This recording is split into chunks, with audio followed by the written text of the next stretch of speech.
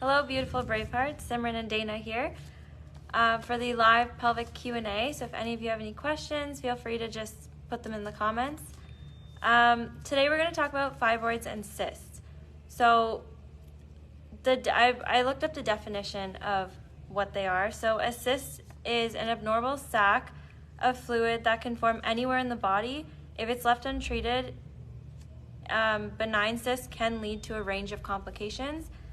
And then fibroids are tumors made of smooth muscle cells and fibrous connective tissue that develops in the uterus. It is estimated that 70 to 80% of women will develop fibroids in their lifetime. However, not everyone will develop symptoms or require treatments. So I know I've personally seen this in so many of my friends who have had cysts or fibroids that they even had removed, and now they have more issues because of the surgery. There are so many things that you can do to prevent these. I know personally, just from changing your lifestyle and going on the perfect day diet. For me, I never had fibroids or cysts, but I've noticed the massive improvement that I've personally had just from that. So just imagine if you have these issues and you go in and you try to, like, when you eat healthy, it'll go and just eat up the stuff that shouldn't be in there. Right? Sure. Yeah. So a lot of times when I have a practice in Central North Carolina, right between Charlotte and Raleigh, what I find when women are coming in with those issues, they always call them female issues or things like that. And yes, certainly because we're talking about female organs, they are female issues. However, it's really a large intestine issue. And that's what Symren was saying, because what happens over time, Dr. Wolf was talking about it just recently on a live, is that the large intestine becomes porous from basically gently rotting out over time. So when you start saying it like that, people start paying attention because they're like, I'm rotting, and that's exactly what's happening to that tissue. As the tightness of the wall of the large intestine should look like this. It should be closed. It only opens one way to allow nutrients to go into the body, right? Out of the large intestine and into the body. Mostly that happens in the small intestine. Mostly water is taken out in the large intestine. But once those fibers get open, stretched, or torn, now you have what the medical field would call it a leaking gut. Okay, it's really a leaking large intestine, right? And where does that go? If you just tuned in with Dr. Sage, he was talking about that when the large intestine is full, bloated, little holes in it, it seeps into the pelvic bowl in the bottom. And Sim can tell you that that's where our organs are. That's what she was just talking about. We have our ovarian, we have our ovaries down there. We have our uterus. Of course, our bladder is there. We have our cervix and then our vaginal canal too, right? So imagine if that's a soup bowl. What is a soup bowl it holds soup, watery soup, right? That's the same thing that's happening. The large intestine is leaking onto those tissues. And when that happens, can you imagine that over time that you might get a cyst? Like she said, a fluid-filled sac. It could have some pus in it. It could have other things that are going to cause maybe a bacterial infection. If the large intestine happens to leak into the bladder and you're finding yourself having a lot of UTI infections, that's large intestine problem, not a bladder problem, right? Not a urethra problem. It's actually a large intestine problem.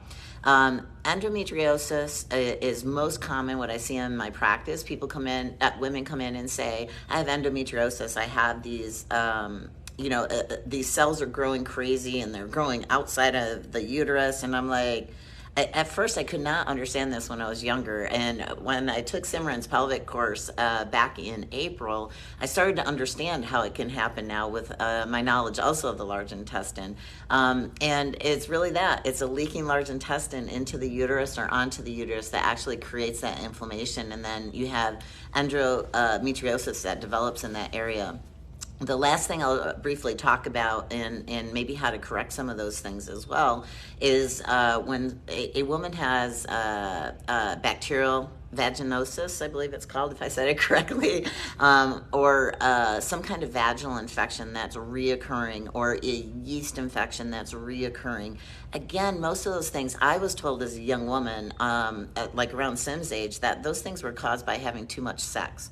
So I was like, how does that make sense, right? I'm like, I don't understand, isn't okay. So I just was like, okay, what do? You back down on sex, but it would be reoccurring for some women. I'm very blessed I didn't have that problem, but for some women it kept reoccurring. And I'm like, but it can't be from sex. It didn't make sense to me. And now I know, again, it's a leakage of the large intestine into the vaginal canal that actually causes the infection. I've seen it in my practice that women have fistulas, and a fistula is when the large intestine has had a tear in it and it's seeped into the vaginal wall, and there's a tear there as well. So you're literally getting fecal material that's coming out the vagina. So that is, as you can imagine, very stressful for women, right? And healing like something like that, we can certainly take care of that vaginally, but we have to take care, again, the large intestine. So the large intestine, there's a lot of different things that you can do. If you check out not Braveheart Nation, I'm sorry, Doc of Detox. Well, right? It's on there as well. Oh, but okay. It's all connected. But docofdetox.com/library. You can look at the do-it-yourself guide and check out the ultimate coffee enema, the vaginal infusion, the therapeutic vomiting.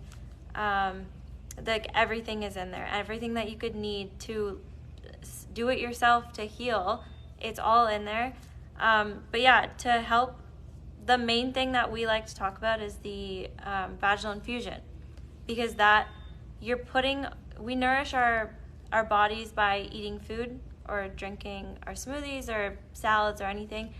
We don't nourish our pelvis. So the vaginal infusion, Dr. Wolf created to help nourish our pelvis and just keep everything like flowing, healthy, clean down there. One time I got my very first yeast infection, which I didn't know. Either. A year ago I did, and I didn't know. And then I was talking to Dr. Wolf, and he's like, do vaginal infusion. So I did.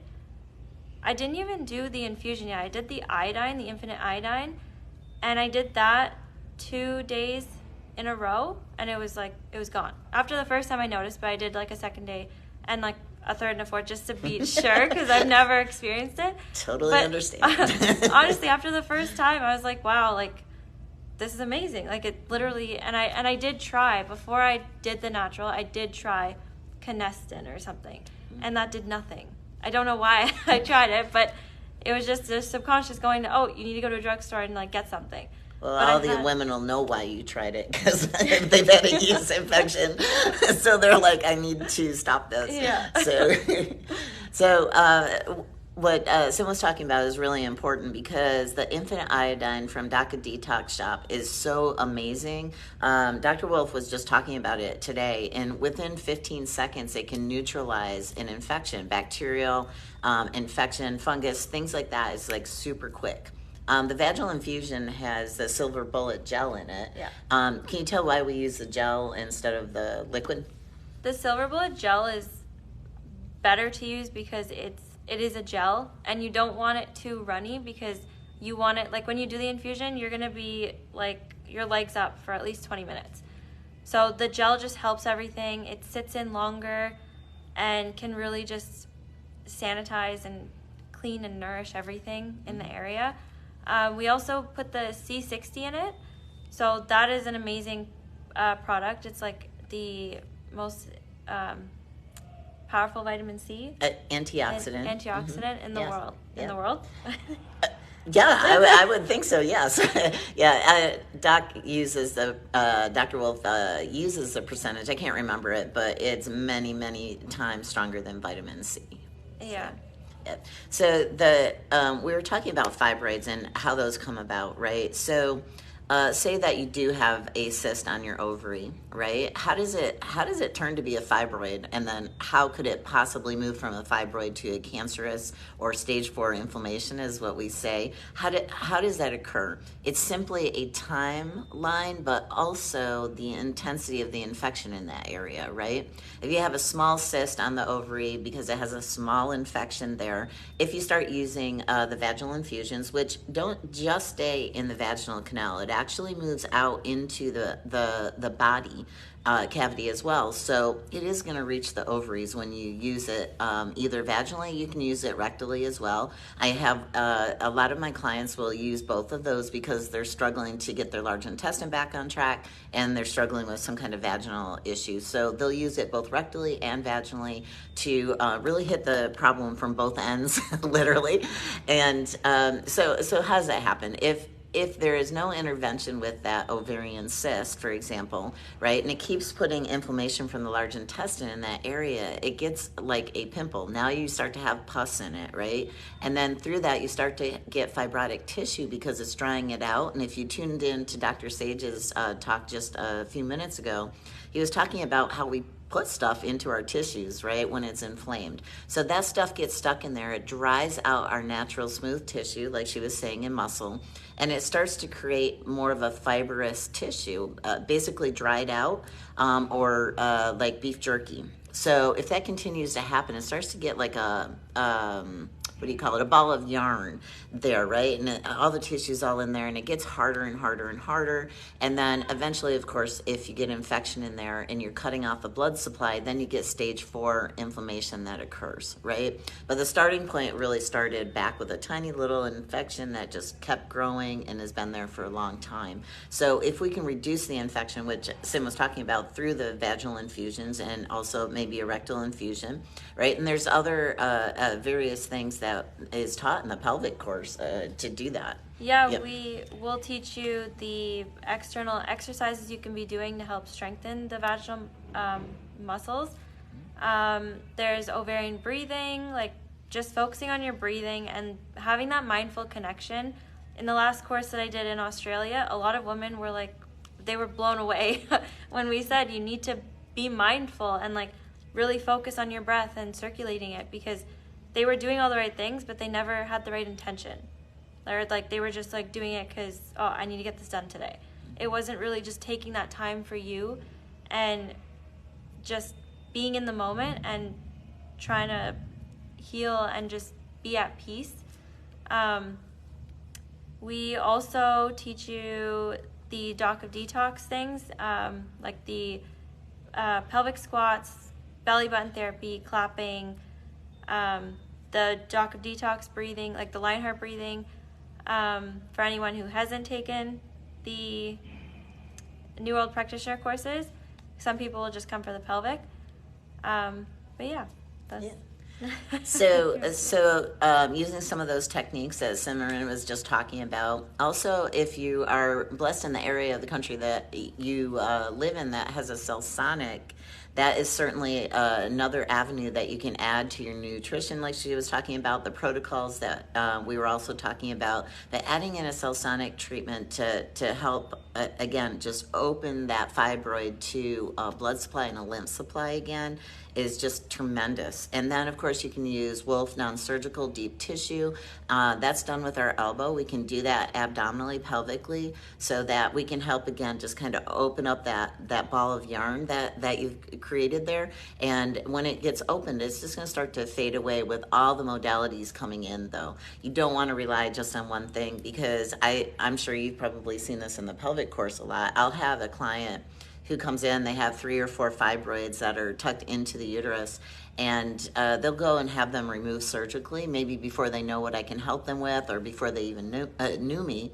They'll have them removed, but guess what? In a year or 2, 3 years, they're right back, and they have more of them, and they can't understand that. So it's really hitting it from all angles, and I think Symren said that before, because they're just going to come back if you're not relieving the large intestine of causing the problem in the first place.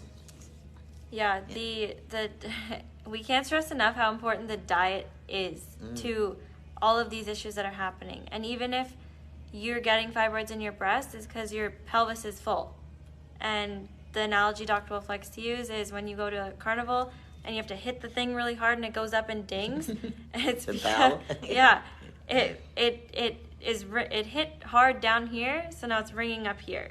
So it just, when you start to make these small changes, and you'll feel so much better when you're eating cleaner, you're exercising, you're constantly moving and doing these things that make you feel good. I've honestly never felt as good as I do now in my life when I started this all a year ago, and I implemented all the changes. So she's smart. She's not only beautiful, she's smart. So why do the breasts get affected? If you have a fibroid in the uterus, why would we have fibrotic tissue up in the breast, or again a cyst maybe in the breast or something like that? Those are diet driven, but again it goes back to the large intestine, because imagine again it's going into the soup bowl, the lymph in the blood system is trying to clear out all the sewage that is in there, right? It's trying to clear it out, and as it clears it out and it goes through the lymph system, where does it get deposited? Right into the breast. It's kind of a sac that's easy for the body to put stuff into, right? So if it can't detox more fully through the lymph system and blood system, because maybe you're overweight, you're not watching your nutrition, like Sim was saying, or you're not doing some of the other protocols, it's just going to dump that waste literally into the garbage cans, which are the breasts. So I see it hand in hand, and I just got a new client. I always see a client, if they have a breast issue of some sort, they have a uterine or ovarian problem as well, or vice versa. And again, backtracking is always going to be the large intestine. I'm going to look to try to clean that first with diet and various other things too. Do we want to open up for questions? Yeah, does anyone have any questions? Yes, ma'am. So does a cyst really burst, or it just turns into a fibroid? That's a great question. She asked, does a cyst burst? Are you talking about like an ovarian cyst, for example? Yes. So, no, that's okay. I understood, because I had several in my early 20s, and they were like a mystery to me. I couldn't figure them out back then, but I understand now. So cysts, some cysts come from ovulation. So the ovum or the egg kind of grows up, but doesn't actually burst and go and do all it's supposed to do, so it kind of hangs out there. And if it hangs out there, it gets old, so sometimes you can get fluid, you can get pus in there, you can get blood that gets trapped in there.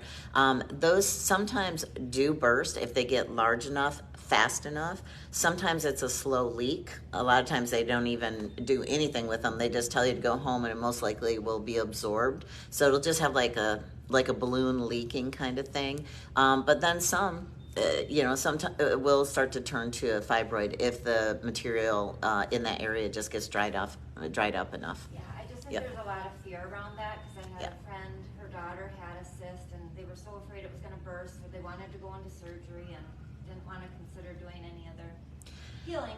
And I think it's reasonable. It depends on how big it is. If it's small and it bursts, say it's like the size of your thumbnail and it bursts, your body is most likely going to be able to take care of that, depending what's inside of it. If you're talking something bigger than the ovary or a golf ball size or cyst or something, you can look at sepsis that can happen. So that's generally what they try to kind of guess there. So I probably, that would be a great question to ask Dr. Wolf about, because I think it would have to do with the size. I would never recommend surgery because I'm not a medical doctor, but I would say if it's small enough, and usually there's a good amount of symptoms with it. Even when it's small, women will have pretty good symptoms with a small cyst. So there's a lot of things I think you can mitigate before it got to a point where it would cause sepsis, I think. That would be my guess. The infusions. Yeah. Definitely the iodine infusion first. Oh, smart. Like wait 5 minutes and then do the vaginal infusion 15 minutes. And if she can do it more than once a day until the issue is subsided or gone, that would be really helpful. And that's awesome, because you can do it as many times a day almost that you want. Because the more is better in that situation. That's kind of a crisis situation, I would think. Yeah. And us as women are very lucky that we have the vaginal canal, because the nutrients we can send right there. We don't have to have it go through our whole digestive tract. It's like right there. So. Yeah, and once that's inside the vaginal canal, it goes throughout the body, like I was saying, goes into the body cavity, of course, then it gets into other tissues too. So it's really, truly amazing thing. Dr. Wolf, bringing that to us, I know he's helped so many women have just a better life in general. You had a question? Yeah. How does a fistula, does it heal itself, or How long does it take to heal if it does heal itself? Is that something that repairs itself in one day? Oh, no. Because our cells, you know, he said earlier our cells replace each other every 24 hours. Mm-hmm. So usually with a fistula, that is, again, when the large intestine actually pushes fecal material into the vaginal canal, which means that both of those walls, they're very close, but both of those walls have been compromised through infection and just pooping in your pelvis, as Dr. Wolf says. So to heal that, the first thing you have to do is clear the large intestine. So I would gear women, I'm sure, well, you can talk about the Ultimate Coffee Enema a little bit. Yeah, the Ultimate Coffee Enema is amazing to help detox the liver, but also like it's flushing out the large intestine. And we like the Ultimate Coffee Enema more because it will capture, there's the black diamond in it and the black gold, and that helps just capture all the toxins and keep them kind of like in a cage on their way out so it doesn't get reabsorbed somewhere else in the body. And it kind of basically scrapes the walls of your large intestine to really clean everything out. So again, if you have that issue, you could be doing I'd say two Ultimate Coffee Enemas a day for 10 days. Take 2 weeks off or a week off or so, sure. And then do it again, mixed with the vaginal infusion. Yeah. And if it's a woman you're talking about, she can do both. If it's a man, again, he can do the vaginal infusion rectally right after the coffee enema. Mm-hmm. Yeah. Yeah, they do take a long time because people don't clean out the large intestine. That's why I wanted her to talk about that, because once you do clean it out, then of course maybe following that up during the time that you're doing 2 of the enemas a day, you might try the water fasting for about 6 to 10 days at the same time that you're doing the enemas, because then there's no extra material moving through there. You can get the vaginal infusion, the rectal infusion going, and then that tissue has a little time to heal. So like we were talking about, it repairs itself in a day. It turns over those cells. But if it's clear in there, then it can turn it over, it can actually heal it. I will say though, you asked how long that takes to heal. I have seen those take upwards of 12 weeks to heal, because unless somebody just goes at it with, the fasting, because as soon as you put even good foods back into the large intestine, you're going to start to have, new skin that's been developed, new tissue, but it gets pushed open again if you already have the problem of not maybe getting the food through there fast enough, the transit time. So it does take a while to heal, but I've worked on 2 or 3 clients that have had that problem, all the way from very young people like Sim in their 20s, and then I have an older woman in her 70s that was struggling with that. Some women have had it their whole life. Imagine that, yeah. Imagine that, yeah. So there, you can imagine too the antibiotic use throughout their life. So it's a tough one. That is somewhere you don't want to get. But if you're there, absolutely, talk to one of us or talk to another practitioner. They can help you get on the right track. Most definitely. Yeah. Any more questions? No? I don't see any on here either. Yeah. Sim is our right. our social media girl. I'm just here. All right. Killing it. Well, we're both killing it. We're a good team. All right. Okay, so we don't have any more questions online or in person, so we're going to sign off. I want to let you guys know we have, I believe, 4 spots left in the pelvic course here in Bonita Springs, October 27th, 28th, and 29th, if you guys can make it out. It's the last one of this year. The next one will be in Mexico in January, and it's beautiful. It's at Cala de Mar. It's a 4-diamond hotel. It's absolutely stunning, and we're allowed to use the amenities, so I'd highly recommend, if you want a vacation, get out of the snow. If you're in a cold place, come check us out there. And yeah. How do they sign up for the pelvic course? You can go to bhnuniversity.com and you'll see Pelvic Restoration Disease Prevention Masterclass. You can click on that. Check out all the dates and locations of where we'll be. We're doing another world tour next year, so you could figure out where you want to go on vacation and come join us for a week. But yeah, you can go there. All the information's there, and you can sign up on the website. Great. If you have any questions, my number is 705-984-1699. You can WhatsApp me or Telegram me. I also do perfect day consultations on the website. So docdetox.com/consultations.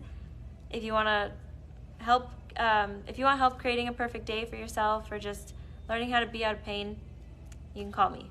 Hey, you can reach me in Central North Carolina at 315-360-2467. We are.